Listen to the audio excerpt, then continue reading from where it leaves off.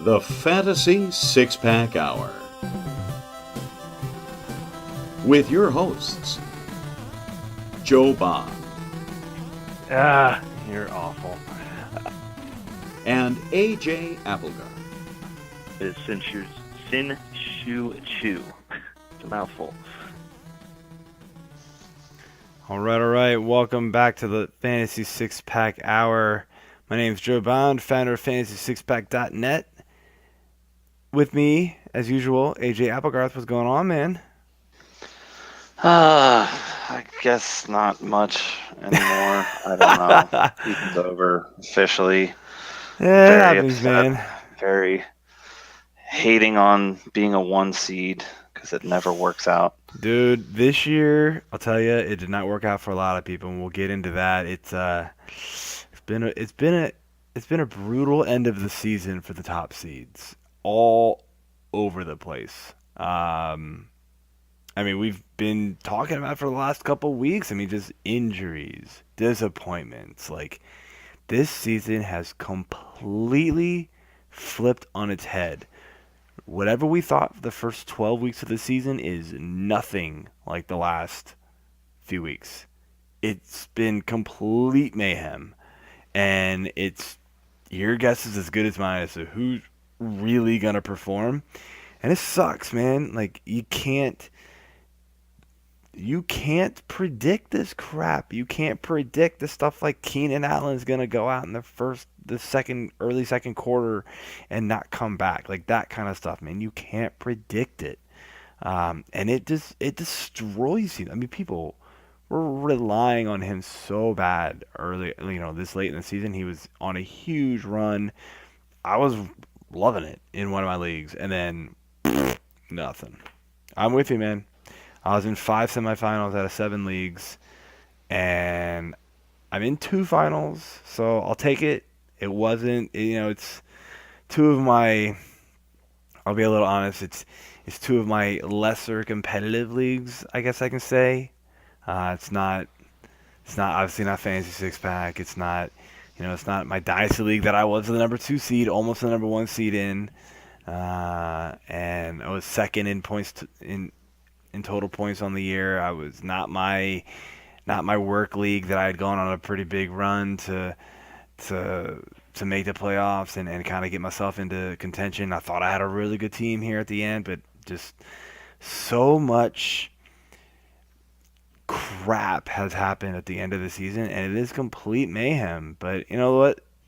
I'm in 2 finals. It sucks for you. You made the semifinals though. Like, you can't look at it and just be totally distraught. Like, a lot of people didn't even make it this far. You know what I mean? So I'll take what I can get. This has been a brutal season. And, let's get right into that, though, man. Like, the brutal end of the season here. We've kind of talked about it the last couple of weeks, but week 15 quite possibly might have been the worst. It might have only been the worst because it was the semifinals, and so it was, win or go home, right? And so when you got guys like Dak Prescott, I started him over Aaron Rodgers, and Aaron Rodgers didn't do well, but Dak Prescott and the Cowboys get shut out. They get shut out. In these defenses, fine, but they're not shut out material, especially against a Cowboys team that has looked like they have been on fire the last few weeks, especially Dak and Amari Cooper, right? So you're thinking, I'm at least getting 15, 16 points out of Dak. I got 8. Awesome. Well, yeah, you would think that this is how it's going to be. You have these weeks where you come in and, in the regular season, it's not that big of a deal because you still have X amount of games to go and you're not like living and dying every week.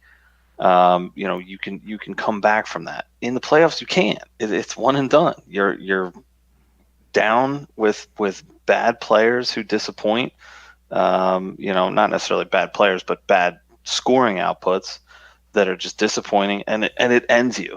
Like, my league that I was in the semis in out of 4, it was only 1 out of 4, and it was my the league I run, which I've been talking about, my team is incredible.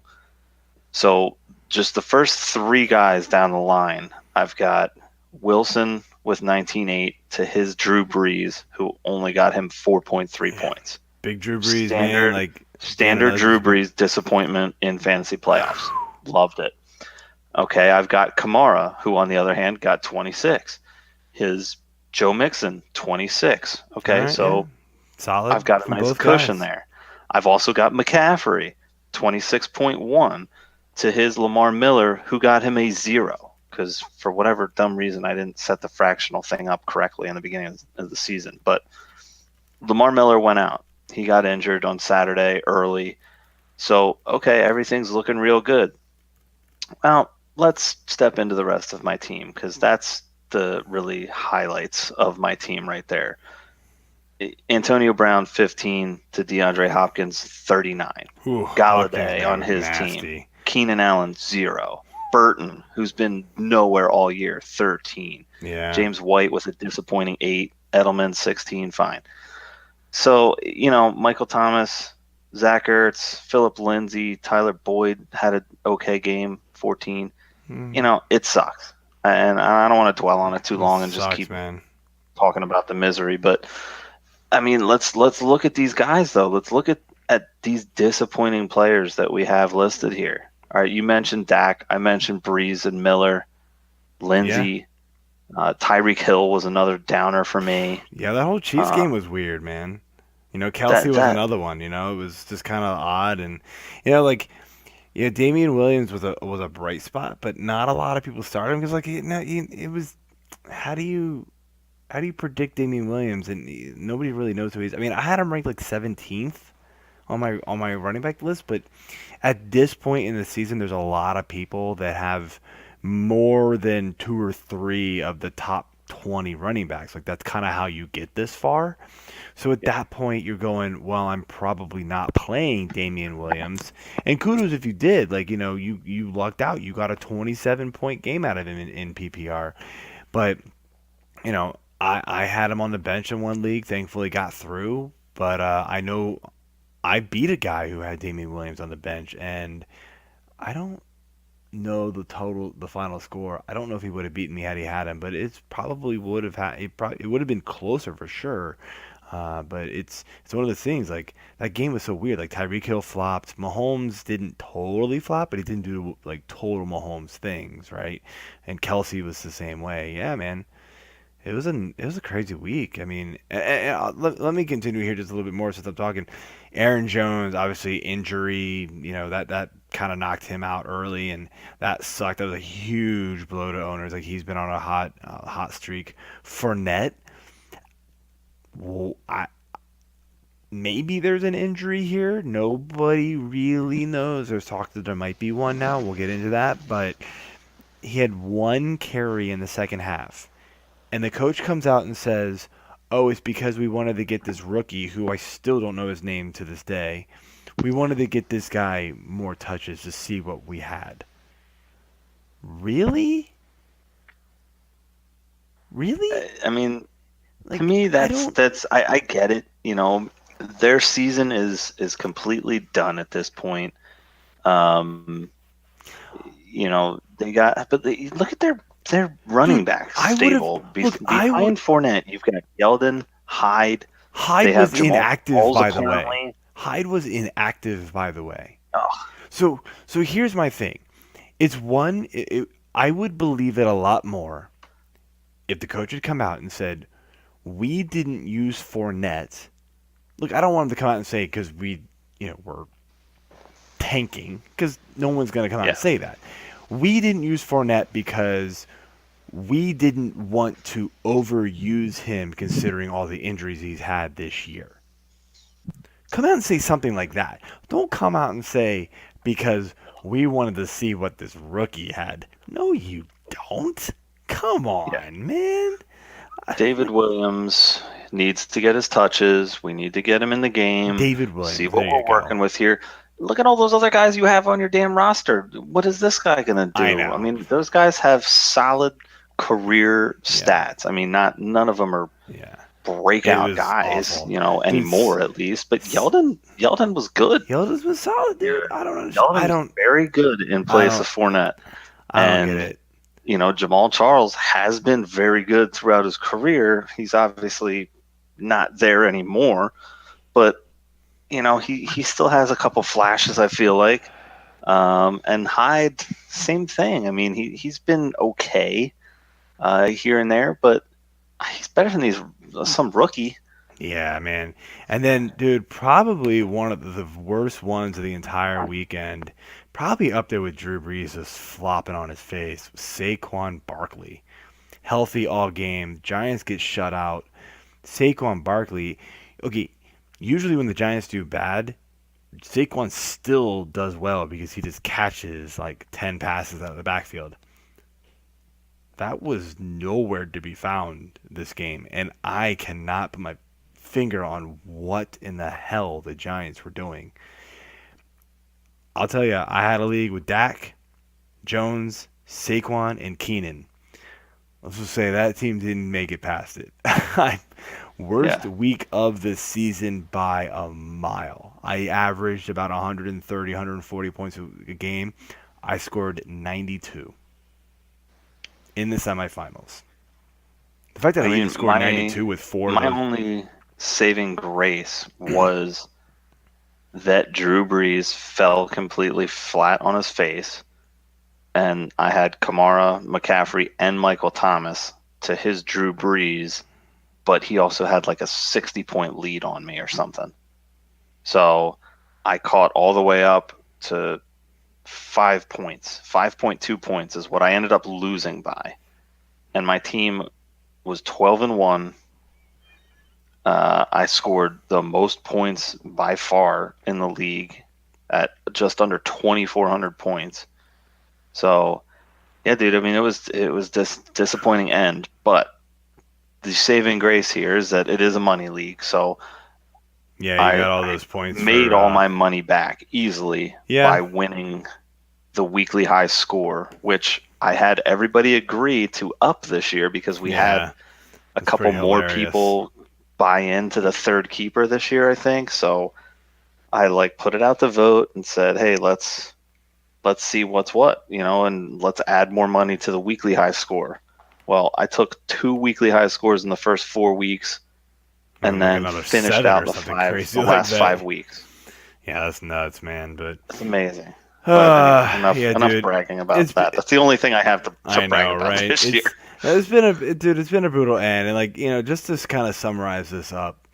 So Scott Barrett, at Scott Barrett DFB, he's a writer for an analyst for Pro Football Focus. He put this tweet out late Sunday, I think. He said, "Imagine having this lineup. Quarterback, Jameis Winston. Running back, Saquon Barkley. Running back, Aaron Jones. Wide receiver, Thielen. Wide receiver 2, Tyreek Hill. Wide receiver 3, Keenan Allen. Flex, Lamar Miller. Tight end, Eric Ebron." That, by the way, is a very realistic lineup. Actual lineup.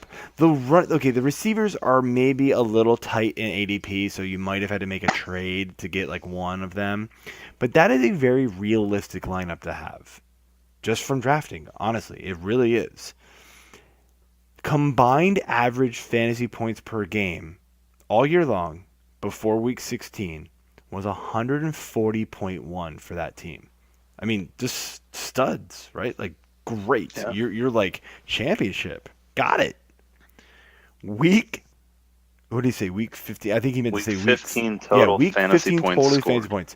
29.3? That's brutal. What do you do? Dude. What do you do? I mean, look, Jones, nothing because hurt. Keenan Allen, nothing because he's hurt. Lamar Miller, nothing because he got hurt. So 3 zeros. You can't do that. You can't win with that crap. And you can't predict around it. So I saw people on Twitter just be like, thank you so and so for the bad call on Aaron Jones. Oh yes, his magic ball wasn't working that day because he didn't predict Aaron Jones getting hurt in the first quarter. you know what? F off, buddy. Like, we can't Yeah. predict that crap. And you know what? We, the analysts, the what you want to call experts, we can't predict that crap either, and we're getting hurt by it just the same as you. Because guess what? We're making it to this point in the season with a lot of these guys that did the exact same damn thing, and we're having the fifth and sixth seeds beat us too, because that's just what's happening. I was the fifth seed in one league, and I'm in the finals. The sixth seed, by the way, is playing me in the finals. Yeah. I mean, Well, that's how that's what nutty this happened in season mine. is. I beat the number one seed as the fifth seed. That team, by the way, that first seed in that league that I'm talking about, they lost one game all year. So I'm their second loss. They dominated. Points scored, I was second as a fifth seed, so I should have been a lot higher up in seeding anyway. A little unlucky with but whatever, it happens. He Oh beat me yeah. by about 200 total points. His team straight up dominated all year long. He should have won the league, but he got super unlucky at the end, just like a lot of these top seeds did. So take a deep breath, relax. It happens. We're all dealing with the BS that's going on here at the end. It sucks. It is something to talk about. It's something to reflect on. But it's another thing to just kind of look back and go, you know what? It's fantasy football. This is what happens. It's why we kind of love the game. It's what makes it interesting. Like, look, if I was the number one seed and I just knew I was going to win it, why the hell are we playing the game, right? Like, that's what makes it interesting. But Yeah. it hurts. It stings the week or two after. It stings, man. I want to ask you one question, and because I've thought about this. Is there a possible way, and I have a couple ideas, but I'm not going to get into them here. Do you think there is a way to kind of, I don't know, counter or make the playoffs less random? Take the variation, take the not variables, the variation out of it. So like, your regular season counts maybe toward the playoffs a little more instead of just giving you the first seed, like, so that we prevent these like just topsy-turvy playoff like flip of the coin type crap. Or I is it mean, I just, feel or like is the it just only this way is to what it do is? it is to just have a season long league. Like I get what you're saying, but I don't know if there's a way to So I said I wasn't. wait So I the said I. regular So I season. said I wasn't going to get into it, but I'll say one of my ideas, and one of them they're not my ideas. It's just a league I played in, and I forget where. I forget what it was. Oh, I know what it was. I used to play. I used to play in the FSWA leagues, Hmm. which are I think no longer a thing, but the Fantasy Sports Writers Association leagues. And what it was a conglomerate of like 4 or 5 different leagues, and top 4 from each league make a playoff. But then, of course, you can't, on ESPN or Yahoo, you can't combine 4 different leagues like that. So basically, what it was is it ended up becoming a spreadsheet league. And so what they did is they took your season long average points. So week 1 of the playoffs, right? Top 20 teams from 6 teams, 6 leagues made the playoffs, or whatever it was. Week 1 of the playoffs was your average of the season plus your week 1. Top 15 made it on, or whatever it is. And then week 2 of the playoffs was the your season average plus week 1 plus week 2 of the playoffs. Top 10 went on, and so on and so forth. I don't remember exactly how it was. That's kind of an interesting way to do it to me. I think kind of I think you'd get a lot of kickback from the people who are just kind of like, oh no, this is the way we've done it. We always do a playoff. The people who it's the same people who won't get rid of kickers. Let's put it that way, but not to the same level. Like I don't mind the playoffs. I think it makes it interesting. It makes it very fun. But that was kind of interesting. I made the finals in that league, in one of the FSWA leagues that I did one year, like the overall finals, and I think I was like the third seed going in, and I had kind of a bleh playoff week, and had it been just like based purely off playoffs, I probably would have been knocked out. But my season long average was really good, and that helped me carry forward. And I ended up losing in the finals, but I at least got there, right?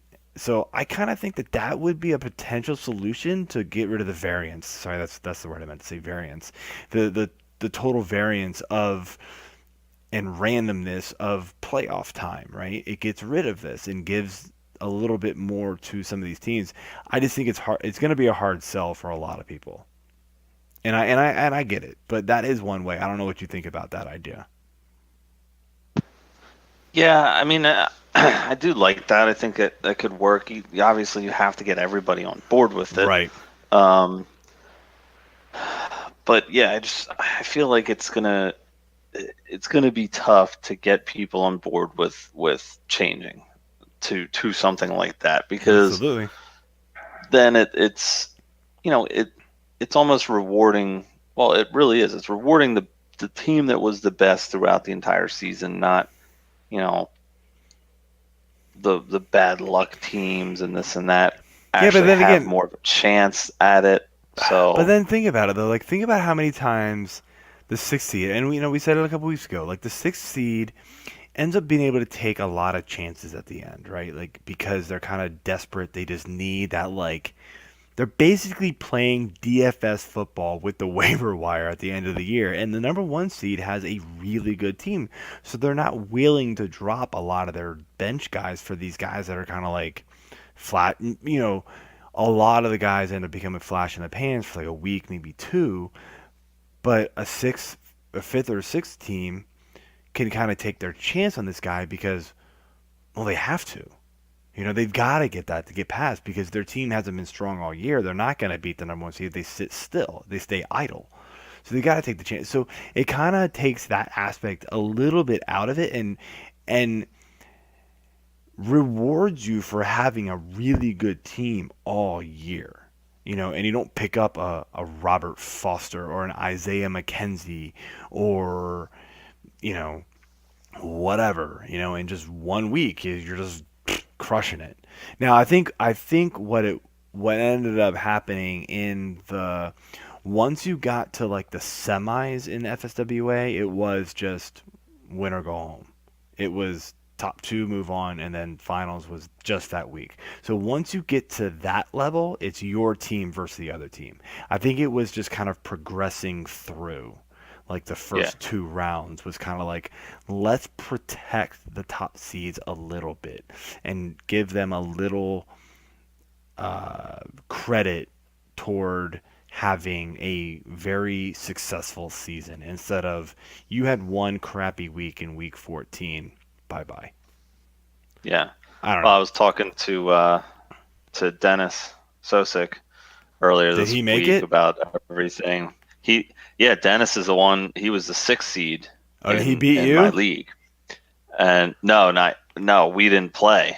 I played the four seed of the bracket because I was the one. So he was lined up against the two seed, and the two seeds team just kind of took a major dump on him towards the end of the year. I mean, it was kind of bad luck for him too because he had Brady, who hasn't been playing well overall. He had Connor, who's been out the last few weeks. Julio's been up and down. Funchess has been mostly down. Rudolph was a disappointment this year. Tevin Coleman was a disappointment overall, I feel like, but playable.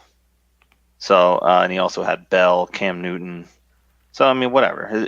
His team just didn't have enough depth behind it. But Dennis got through the first round, and then he like destroyed in the second round. Nice, man. Congrats, I mean, he Dennis. had he had the highest score actually out of Nice. all four of the playoff teams. He had the highest score out of everybody in the league actually. Nice. Um, and then yeah, so I was talking to him and I was all excited. I was like, "Yeah, man, I'm really shooting to try to make it in all all fantasy six pack final in my league. So that'd be Almost, man. pretty Almost. sweet. But yeah, my team just choked. So Happens, I'm man. pulling for you, Dennis. Good luck in the final, buddy. Yeah, man. Definitely good luck to Dennis. Anyway, man, before we get into injuries, I wanted to get into something else. So, if you're in a dynasty league and you're not in the playoffs, or even if you are in the playoffs, you've probably got some dead weight on the back of your bench, and now's the type of time where before the season ends and the waiver wire gets frozen, go ahead and look at your waiver wire real quick and check out just check out to see if a few of these guys are available that look, they're not locks to be awesome next year, but there's they have upside. They have potential, especially if there's some waiver wire moves, in the real NFL moves, trades, a random injury, something like that, right? And the Saints have a couple of guys here. They've actually got three that I'm looking at here, and Dan Arnold, the tight end, who had a few good games here. Look, Ben Watson's old. I don't know how much longer he's going to really be around. Dan Watson's shown some flashes of being able to perform here, so he's a guy that, especially with how crappy the tight end position has been, I would by all means go out and take a chance on him. Then receivers, these are guys that we've heard, and they may or may not be available. I kind of at this point in dynasty leagues doubt they are because of injuries, and they've been able to score. But Keith Kirkwood and Austin Carr, they're both guys. I like Kirkwood more, and I think the Saints like Kirkwood more. Carr was an inactive, a healthy scratch this past week. So that probably tells you a lot about who they favor as well. But look, Carr was a very productive college receiver, and he had very good not measurables, but just numbers, combine wise and stuff like that. So I think the guy's very talented, and what it really tells me is, like, honestly, if Carr could move off of the Saints, where they just have a billion receivers, it feels like, maybe that's where he gets his value. But Kirkwood, I kind of feel like, because I think the Saints are going to move off from Cam Meredith. Tengen might come back, but maybe they move off from him. Traquan Smith really hasn't worked out the way they thought. I don't think they're going to move off from him. But it's really still just kind of Michael Thomas there, and then it's whoever. So maybe Kirkwood takes a step up and can be that number 2, maybe number 3, and that could be big. So that's a guy I would look at. Very interesting one here, Chris Warren, running back for the Raiders. A lot of people probably have no idea who this guy is, but he was a monster in the preseason, and there was all this hype about him like early on. It was like, oh my God, grab this guy like last round, just go get him, see what happens. Because Marshawn Lynch, old, and now he got hurt, right? So who knows if he really comes back? Doug Martin, we all know he kind of sucks. So let's move off from him. This Chris Warren kid, he has the looks of a rising star in this league. And I think if he can come back healthy next year, which there's no reason why he shouldn't, then he could be a guy that you're going to want on the back of your bench that could potentially be like an RB2 all year long. That's my feeling on this guy. He's one of my favorite stashes to have. Another running back that I've looked at here, Raheem Mostert. We all know who he is, but he wasn't highly picked up because he only had like a couple of weeks, and then as soon as he got hurt, people dropped him. Breida is the guy this year, and then of course there's McKinnon. I've seen like Twitter rumors. I don't know how much truth there is to a lot of these. I don't think really anybody knows, but I've kind of heard rumblings that the 49ers are thinking about moving away from McKinnon only because Breida has had so much success when he's healthy, and then even Mostert was good when he was healthy.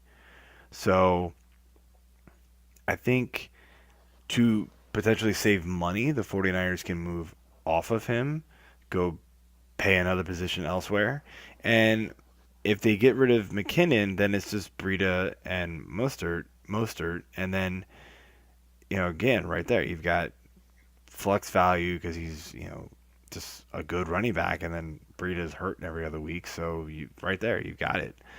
Um, let me pause there. Like, what do you think about some of these guys that I've mentioned? Yeah, I mean, looking at the Saints receivers, I definitely like Kirkwood. I've played him a handful of times in DFS over the past month and a half. Once he started getting some more playing time, and a lot of that did kind of coincide with Ted Ginn going down and Traquan Smith being out for some games as well.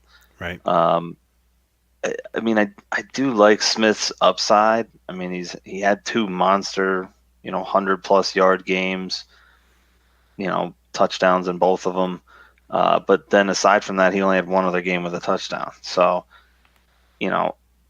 those guys I do like. I don't know much about Warren, so I can't really don't comment really much either. on. It really was just like he was getting a lot of hype in the preseason, and he just felt like, look, he could have been one of those preseason backs that was just kind of like, oh, he did all in the preseason, but unless the Raiders go out and pick up somebody else or draft somebody else, like Chris Warren kind of has the look of the guy next year. That's kind of and look, that's what I mean about these guys. Don't pick them up thinking you've got a stud next year. Pick these guys up because they potentially could have value. It's a dynasty league. You've got 25, 30 players on your team. So, not everybody works out. These are guys that, you drop guys retiring. You drop guys that just plain suck for, hopes. This is how you continue to win in your dynasty leagues. You don't continue to win because you draft well every year. You continue to win because you pick up the random nobody that not a single person is thinking about, and they end up working out for you. You have to take chances in your dynasty leagues to keep winning. Yeah, the biggest thing I'll say with that too is I know we've pretty much been gearing it more towards dynasty, but just even in a keeper league in general, depending on how many players you can keep, I mean, now is the time to look at the waiver wire and see who's out there, see who people have dropped that have gone on IR. Go get If those IR they guys. don't realize you have an IR spot, because I'm still in leagues where people don't realize that they have a blank spot. Yeah, not even just that. Like, and they just drop these guys, and it's like, oh, okay, thanks. I'll go take Emmanuel Sanders and stash him for right now. Yeah, not even just that, but it's that they had 2 or 3 guys go on the IR because we've had so many hit the IR lately, and these guys are sitting out there, right? And most leagues, I think, that are keeper are smarter than that, but I guarantee you there are leagues out there where people have hit the IR and they've just been dropped because, I'm not going to hold on to him. And then, crap, whoops. Yeah.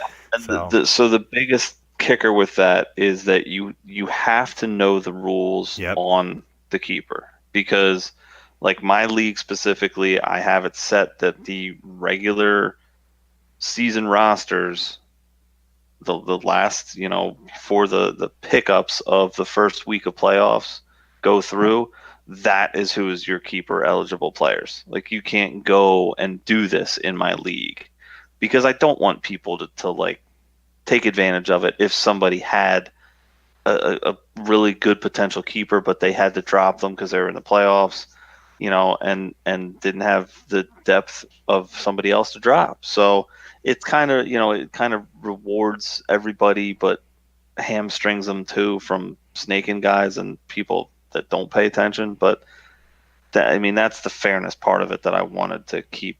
Yeah, no, definitely true. But other leagues, I'm out there snaking guys because it's like, hey, there's nothing that says, all it is just your end of the season roster, and there's a link that Yahoo puts out or whatever. So it's like, okay, well, yeah, this guy was on my team, so absolutely, man. Take advantage of it where you can, but one of the big things we preach in our preseason shows is, as a good owner, know the rules of your league, there just may be a loophole that you can exploit.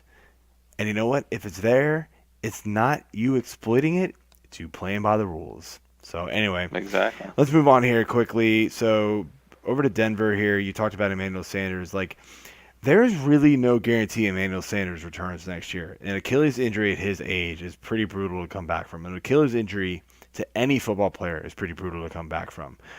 Yeah. This is a wide open receiving core now, and it's going to be tough, but I wonder if some leagues, Deshaun Hamilton, Tim Patrick, probably not because they have performed. I seem to like Deshaun Hamilton a little more because he plays in the slot, but Tim Patrick's been performing too, so both of those guys definitely need to be owned. Chad Williams is a guy that, Fitzgerald has done. Obviously, Christian Kirk is the guy, the main guy there. But Chad Williams is going to be a guy that you want to pick up. And then, and really like any of those back end Green Bay receivers, ESB's been taken, MVS has been probably picked up, but Jake Kumaro, he's a guy that probably kind of slid off the radar. He seemed like he had a good rapport with Rodgers early on, like in the preseason and early in the season, but I think he got injured and he was done for the year. So Kumaro is a guy that might still be out there, and look, Cobb, they might move on from Cobb, and they're just looking for anybody to help Rodgers at this point, after Devontae Adams. So maybe Kumaro is the guy next year. Look, they're all kind of shots in the dark, but that's what you get. But I think it's worth the shot to take. Like in a dynasty league, I realized the other day I was holding on to Rashard Matthews, and I was like, why? And I dropped him for like Isaiah McKenzie. Like Isaiah McKenzie and Robert Foster from the Bills are two other guys that I'd absolutely go get. Like, there's no reason not to at this point. And if they're probably owned because they've been performing in the last couple of weeks, but if they're not, if they haven't been picked up, go get them. Anyway, man, let's do some injuries. I'll do the first half. You can pick it up from there. So, start here with Cam Newton. Officially been ruled out for the year. The shoulder injury obviously was affecting him. He was just short balling a lot of throws. He didn't look good, and it showed. Todd Gurley, this is a big one for Week 16. I mean, look, he still put up some numbers and helped fantasy owners last week, but dude, you expected him to just crush it last week, and 24. That's good, but dude, you expected Todd Gurley to go for like 30 in that game, but he was obviously hobbling. They're calling it inflammation to the knee, and he's likely to play. But if he has not, if he gets ruled out, that's going to be a huge blow to owners. I'm just praying that he plays and he just muscles through it, man. Talked about Aaron Jones, done for the year, knee injury. Leonard Fournette, kind of alluded to it, knee injury, foot injury now is what they're calling it, maybe. But I don't know. I don't know what they're doing with him. McCoy and Ivory both week to week. I really know. I kind of don't think the Bills are going to play either one of them. Marcus Murphy, also for the Bills, they have lost literally every running back they have. He's been placed on the IR. I kind of only threw Marcus Murphy out there because it's just funny to think that the Bills have lost every running back they own. They roster. James Conner, there was a lot of speculation he was going to come back this week. It's looking pretty doubtful at this point. The latest status to come out is that they don't think he's going to play. So those of you who picked up Jalen Samuels, especially in Yahoo League, I'm looking at myself. He is going to be super valuable in your championship game. So Keenan Allen, hip injury, game time decision. They're thinking he's going to play, but again, you're going to have to just keep an eye out for it. Jordan Reed, toe questionable, but who really cares? Julio Jones, he hit the injury report, so there you go. There's actually kind of some doubt that he'll play, so that's a huge blow because he's been killing it. He's absolutely killing it, especially in PPR leagues, man. He's been actually finding the end zone this last half of the season. So, all right, man, what else you got? All right, so we've got on here Mr. Carson Wentz still dealing with this back injury. I believe it's already been stated that He's not going to start. BD Nick will be playing again, BDN. starting this week. Yeah. BD, Big Dick Nick. Never heard the nickname there? I have. I just love the acronym. Well, yes. So Wentz won't start this week. And, just sidebarring, as an Eagles fan, this is their last home game against the current number 2 seed in the AFC, Houston. And, I got to say it, man. I love the way that Foles runs the offense. I mean, nothing against Wentz. I love Wentz when he's healthy and he's in there dominating, but he just hasn't really been the same guy this year that he was to start last year. And, and even in the beginning of this year, Foles was a little rusty, I think. But, man, that game plan that they had last week, if they can mirror that again this week, they're gonna be looking good. So, Yeah. Not saying that they're gonna make it back to the Super Bowl, but I wouldn't be surprised if they do. Anyway, wishful thinking. Okay. Austin Eckler still dealing with concussion and neck symptoms and issues. He's hopeful to play, but the good news there is that it does sound like Melvin Gordon appears to be a full go. Yep. Kerryon Johnson was placed on the IR earlier today with his knee injury. Lamar Miller, we already touched on. He's got an ankle injury that he's dealing with. It's sounds like it's not very severe, but he is listed as questionable. So keep an eye on him if you were trying to count on him against the Eagles this week. Ito Smith was placed on IR with a knee injury, so that does bode well for Tevin Coleman, maybe getting more than 10, 11 touches this weekend. Spencer Ware is still questionable with a shoulder deal injury. Matt Breida, we talked about a little bit. He's dealing with an ankle injury. He's currently questionable, but he's also going against the Bears if he is healthy. So I would not be recommending him as a start this week. Odell Beckham Jr. is still dealing with this quad issue. He's currently questionable. He's gone into the last 2 weeks as questionable, and then week 14, I think he was not even on the injury report. And then all of a sudden it was boom, last minute, he's out. And then he also missed last week. So keep an eye on him. Giants don't really have anything to play for other than spoiler. So, if he's healthy enough to play, then I feel like he will, but they don't have a reason to rush him back. Tyler Boyd, who I mentioned earlier as well, is dealing with a knee issue. They don't have a formal decision on him, at least not when I was doing this agenda. So look for them to make a decision on him in Cincinnati later this week.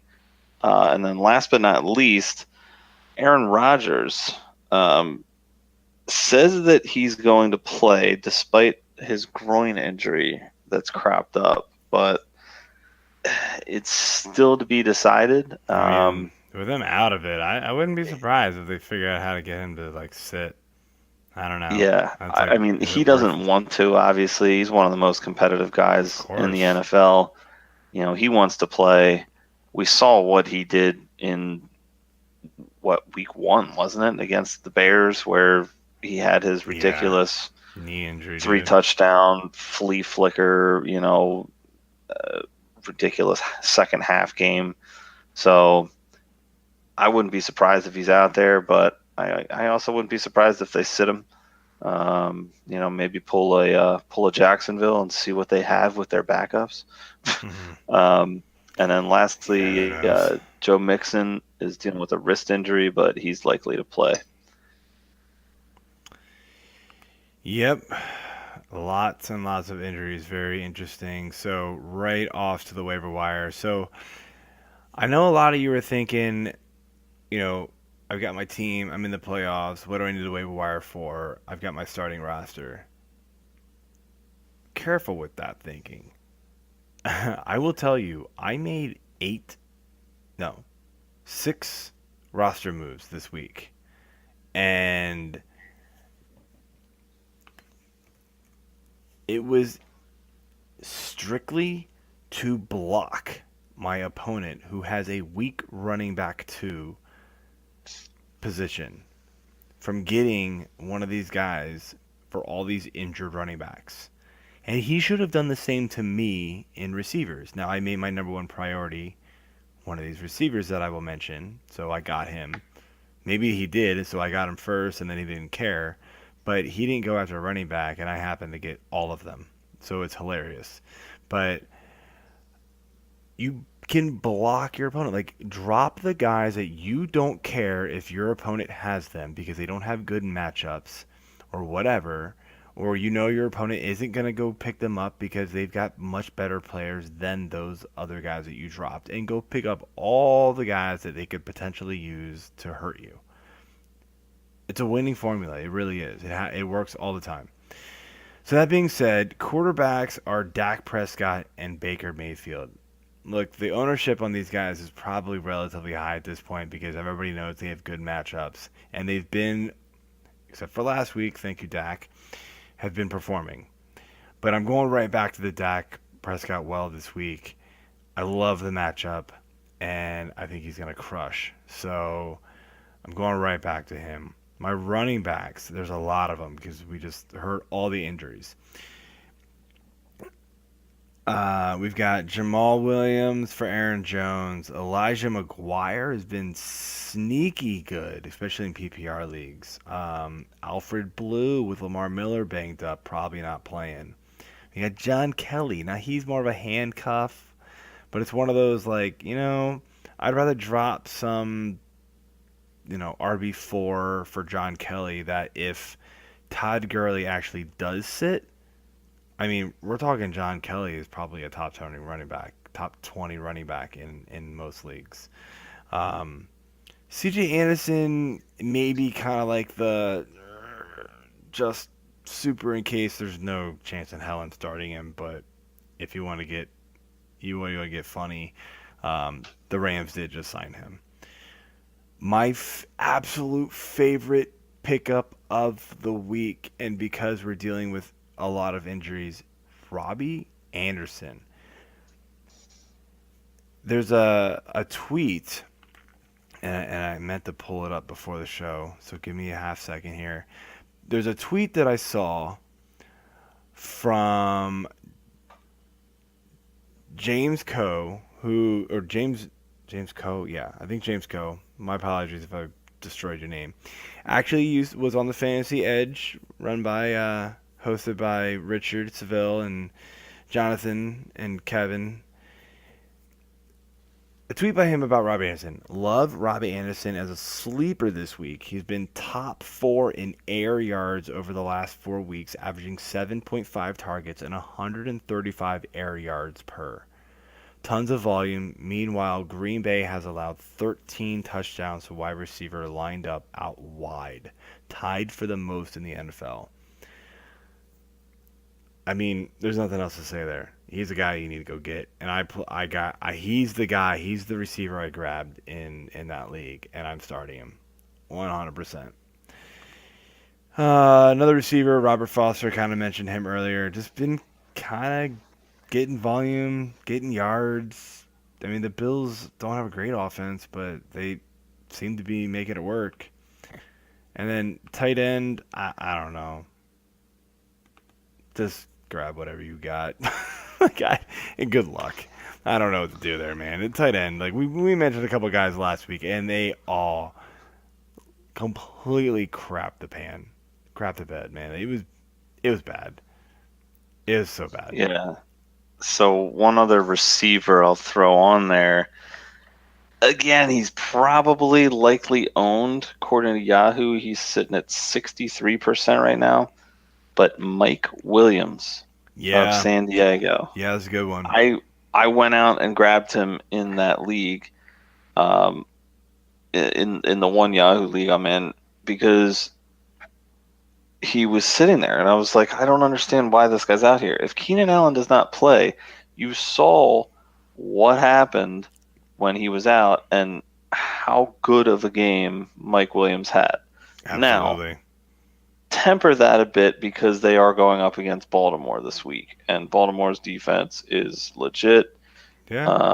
on all sides of the ball. But I mean, they got to throw the ball to somebody. So, I would definitely try to grab him or have him as a stash for a keeper.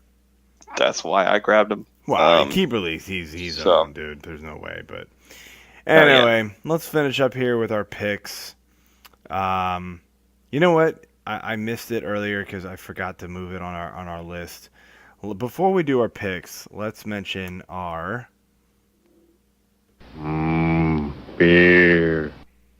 that we are drinking for the week. I need to fix the delay on that. But so I am drinking a Harpoon Double IPA. It's big and bold, 9% alcohol. I've never seen these, and I was actually checking on Untapped, and apparently it was like super new.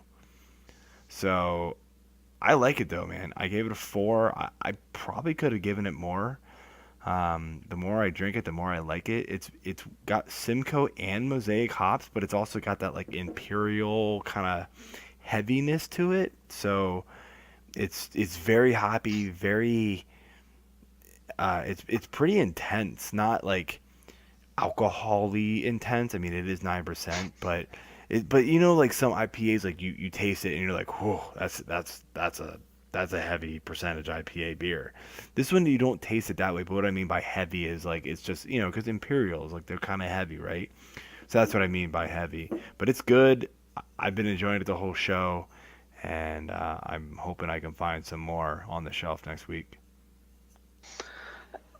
Yeah, so my beer of the week is actually just an old classic known as the Stella Artois.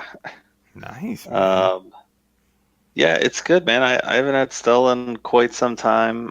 We had some friends over that were in from out of town on Friday, and it was one of the 6-packs they brought over, and all the other stuff that I still have sitting in my fridge I've already read off on the show. So Whatever, I man. figured I'd go with this. But I mean, if you haven't had Stella, then I don't know what you're doing and drinking, but it's just a classic, good, smooth, crisp beer. Lighter beer, only about 5% alcohol. Yeah, 5%. So I thought we say only, because back in the day, yeah. man, we drank those Miller Lights and Bud Lights, man, like 3.5%. Yeah, Mm-hmm. drink like 12 of those suckers. But yeah, so that's where I'm at. All right, man. So let's run it through our picks here. Highest game for me is Chiefs Seahawks. I mean, I don't love the games this week as far as like highest scoring games, but I feel like Chiefs can put up points. Wilson's doing Wilson things again, so I'm going there with the highest scoring game. My lowest one is Jags and Dolphins. I love both defenses this week, even though rankings wise, I think you're going to see Dolphins ranked a little lower in a lot of people's rankings, but I don't know, man. They're kind of like my favorite sleeper defensive pick this week, and yeah, I think they could surprise people. So, what you got? All right, so highest scoring game. I'm going a little fanboy, little homer. I'm going with the Eagles Texans. Like I said, I really think that the offense runs a different style of play behind Foles than with Wentz. The ball's not going solely to Zach Ertz all game. Foles just knows how to spread the ball around. Not that Wentz doesn't, but it's just a better game management right now, I feel like. And, Eagles need to win out to get into the playoffs here, and they need a little bit of help, but they could still take the division from Dallas as well. So I think it's being their last home game. They're gonna go out with a bang and try to shut the Texans down. Worst scoring or lowest scoring game. I'm keeping it in the NFC East and going with the Titans versus Redskins. The Titans have actually gone 3-0 against the NFC East this year. And this is obviously their last game. But they've held those games to, manage to win them all. So I don't understand Tennessee this year. They are a very strange team, but with the way that Derrick Henry's been running the past couple weeks, I still feel like he could have a good game, but I don't really see much else on either side of the ball here. So that's where I'm going with those. Yeah. So my sleeper quarterback is going to be Lamar Jackson. I rode him to the finals in one league, but I promptly dropped him for Dak Prescott. And the reason is the Chargers defense. They've been really good. I mean, come on. They actually held Mahomes to like a normal quarterback fantasy scoring day.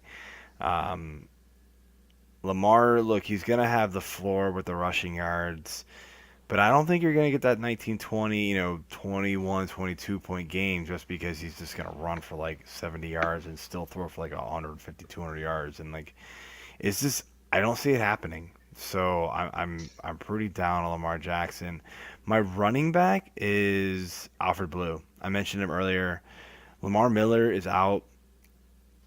Houston, dude, they're playing the Eagles, and I wish I had remembered where I heard the stat, but I think it was just on like Sirius XM, so I don't even remember who it was that said it, but something about the Eagles have allowed like 5.6 or 5.7 yards per carry, which seems crazy high.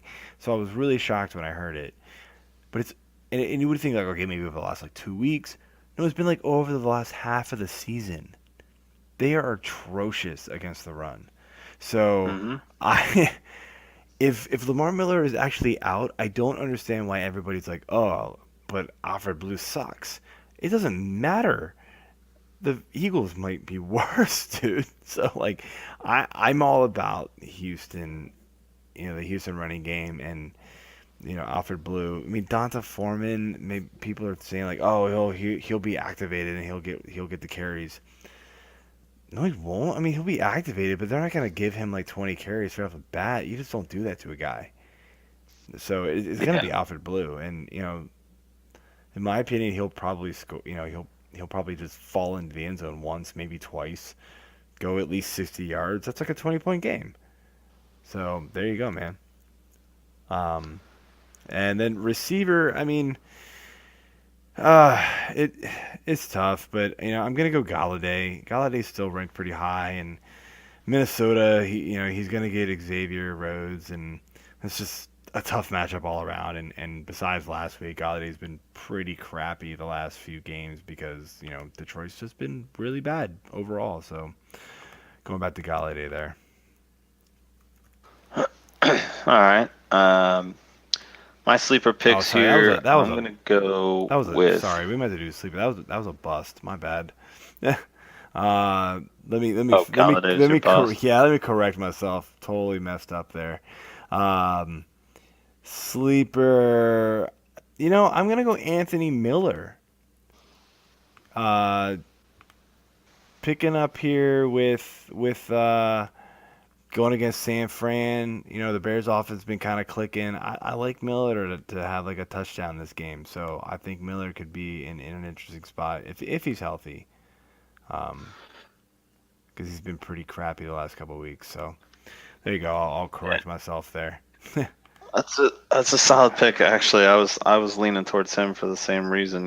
Good opponent, and had a couple of down weeks, so he's due. So anyway, so sleepers for me, I've got Matt Ryan. I mean, he threw for 272, 2 touchdowns and 1 interception against Carolina back in week 2.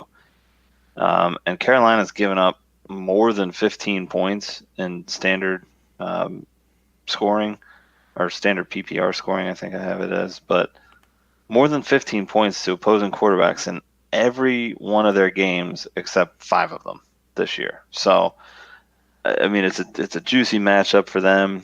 Carolina seems to have already phoned it in if they're putting Newton down for the rest of the season anyways. So, it's going to be really the McCaffrey show there. But I like Ryan this week. My running back, I'm going to go with James White. I mentioned him earlier as being a disappointment this past week. And really the past few weeks that New England has been on this little short losing streak. He just hasn't really been involved as much, but he had 8 rushes for 15 yards and a touchdown, along with 10 receptions and 79 yards against Buffalo back in week 8. So, well, you know what New England's doing, right? What's that? You know what New England's doing, right? They're just making they're making you forget about James White so he can go and have like an MVP playoff again. Well, exactly. So that's exactly what they're doing. That's what they do, but man. Every single they year. haven't lost back-to-back games in December in, I don't know, 10 years probably or something. I forget what the stat is, but it's been a long time. So I think they need to start that trend a little early to get back on the winning track here.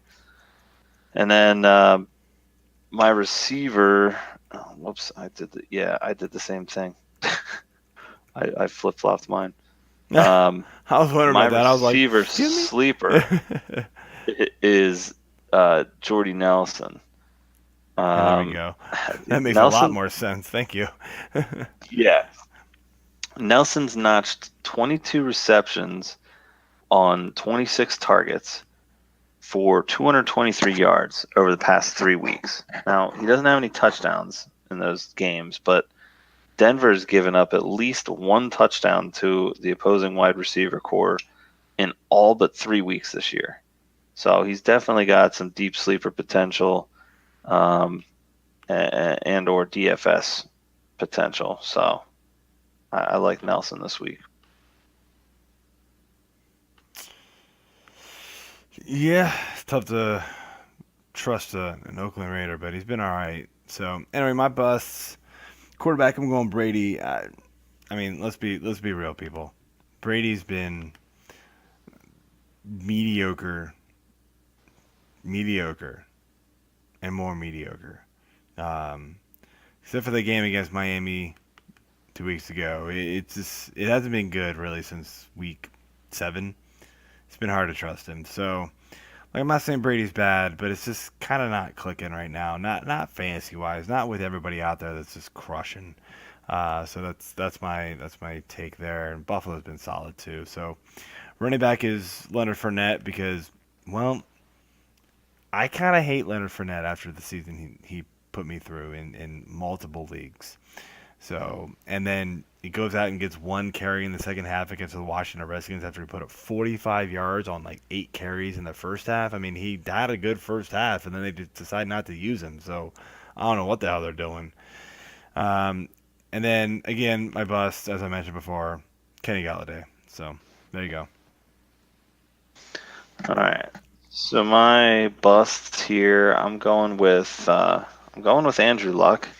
I think he was sitting at number 4 in the Fantasy Pros QB rankings this week, but he hasn't posted 14 or more points against any of the NFC East opponents this year.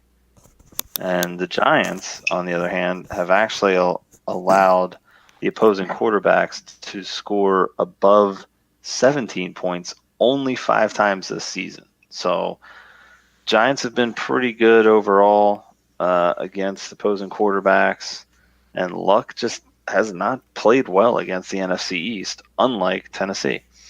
Running back, I'm going with Melvin Gordon. He's ranked, I think he was sitting at 10th overall for Fantasy Pros rankings. I mean, dude, like I said, Baltimore's defense is absolutely legit this year. They have not allowed more than one rushing touchdown to any opposing running backs this season, and they've held the opposing running backs under 20 points in all but 3 games. So the other factor here is that they've only given up 3 100-plus yard games this season. So, like we said earlier, Eckler sounds like he's still questionable to play, and it looks like Gordon's the full go, so he could probably have very minimal, snaking of carries by Justin Jackson and Newsome, I think his name is. Yeah. So he's definitely going to be the guy. The volume should be there, but it's just too hard to match up, man. A Saturday night game, so it's a short week for them too. And then my bust receiver, who was not my sleeper, is Adam Thielen.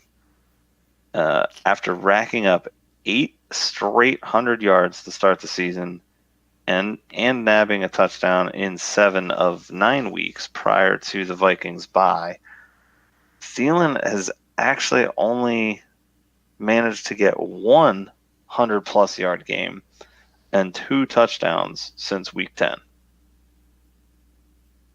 He was held to 4 receptions for 22 yards and a touchdown against Detroit in week 9. Yeah, that whole passing offense has kind of faltered. Like, I'll tell you, like the league that I had Lamar in and I swapped him out for Dak, I also had Cousins. And it's a keeper league, so we get to keep one player that we drafted from the 5th round and beyond. My keeper's going to be Kerryon Johnson. Yeah, he went to the IR, but he'll be fine next year. But my backup keeper would have been Kirk Cousins in round 12 or something like that, which is still a phenomenal value. But I just didn't really like what I saw from him last year going down the stretch, and even especially with those receivers. Like, I don't know if they were both kind of injured. I mean, we've seen him pop up on the injury list, but it's been iffy, dude, big time iffy. So I feel you with that. I kind of wanted to put Thielen or Diggs myself, but I didn't want to blow yours, here, and so I let you have it to yourself because I thought about picking them, either one of them. So. Well, yeah, I was initially going to put Diggs down, and then I was like, well, he's already a little farther out, ranking wise, but and I saw Thielen sit there. Yeah, so anyway, and man. The other thing too is that he's another guy that just disappears in the fantasy playoffs. He does, man. He does every single year. It is incredible how he just falls off the map. He starts off so hot. It's so crazy. And then just gets ridiculous trade value up, and then he just falls apart, man. I don't know. Yeah. So anyway, my defense here, we always give the defense a stream. So my defense is going to be, and I mentioned it before, Miami.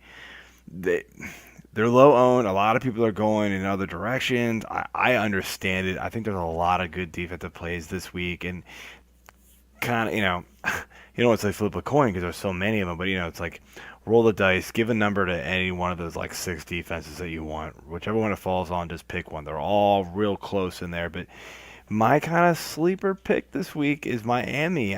The Jags offense is just garbage, and if they're not going to use Fournette, it's way worse.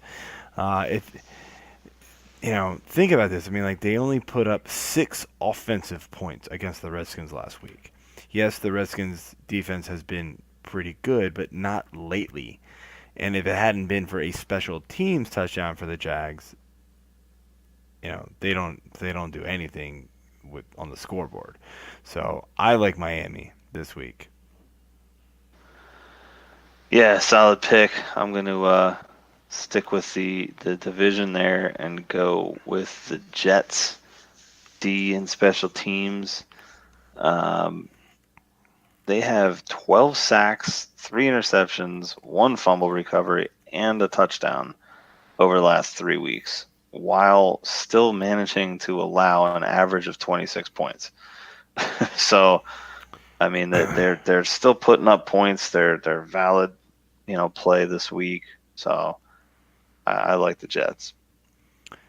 Solid. So yeah, that's it for the fantasy football. I want to mention one thing because I got a tweet from our good friend Jason.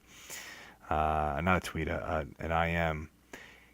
He says the Houston Rockets hit 26 three-pointers against the Wizards tonight.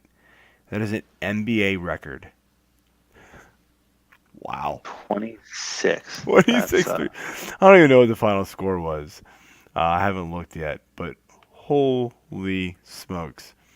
And then he pointed out, he said, even Michael Carter-Williams hit one. Like, it's a bad night when Michael Carter-Williams hits a three.